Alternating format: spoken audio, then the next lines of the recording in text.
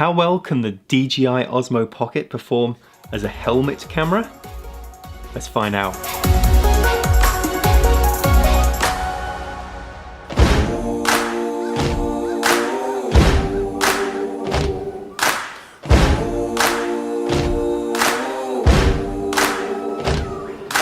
Hi, I'm Martin Keane, and on this channel, Keen on Tech, we cover technology tips and techniques.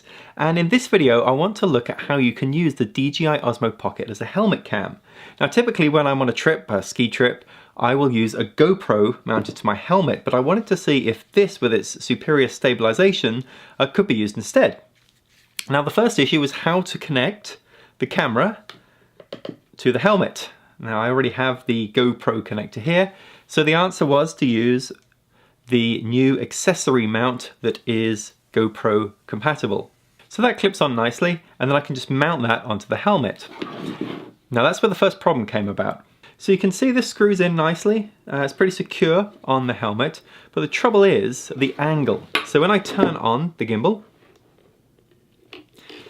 now imagine this is the helmet here, so we're kind of straight on my head like this.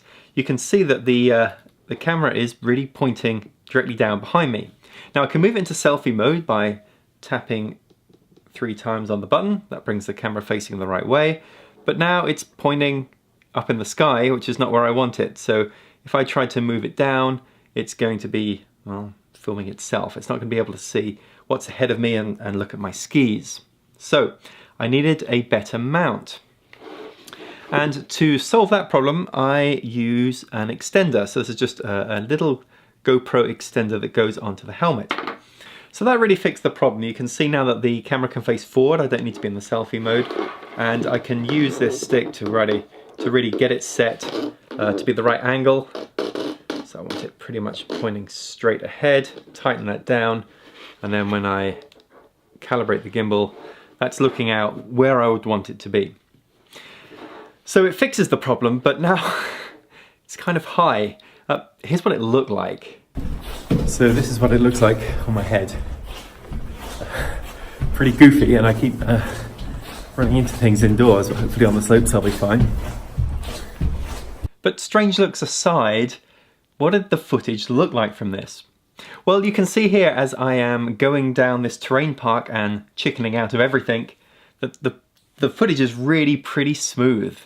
I had the gimbal set on fast mode so it could keep up with my turns as we went around the mountain, and it seemed to do a really nice job of that. But it wasn't perfect. When I did get the courage to go over a teeny weeny little jump, I did mess it up. I think that was really just because I hadn't tightened the screw here enough.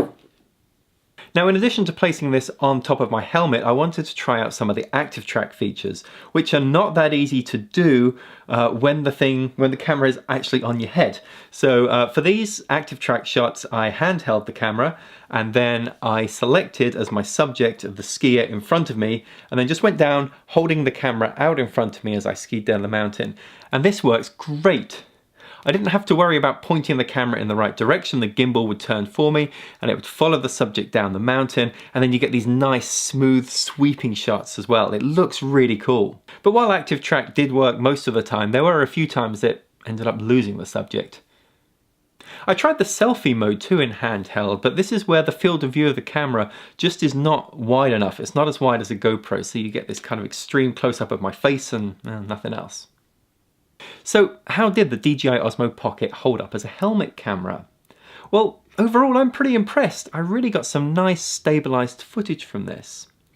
Also, if you take the gimbal off the helmet and just hand hold it, I think active track was just absolutely fantastic as well. It really got me some nice footage. The downsides, well, this is a lot of stuff on top of a helmet, a huge amount of stuff. I was worried on the ski lifts that it was going to get knocked off and so forth, and it just felt delicate. If I wiped out on the slopes, I would have a bit of concern about whether this delicate gimbal would be okay, whereas with my GoPro, there's no moving parts, it's going to be fine.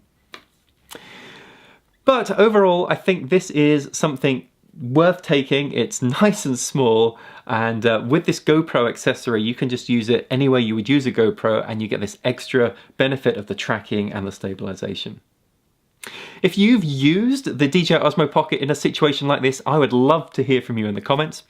That's all from me. See you on the next one.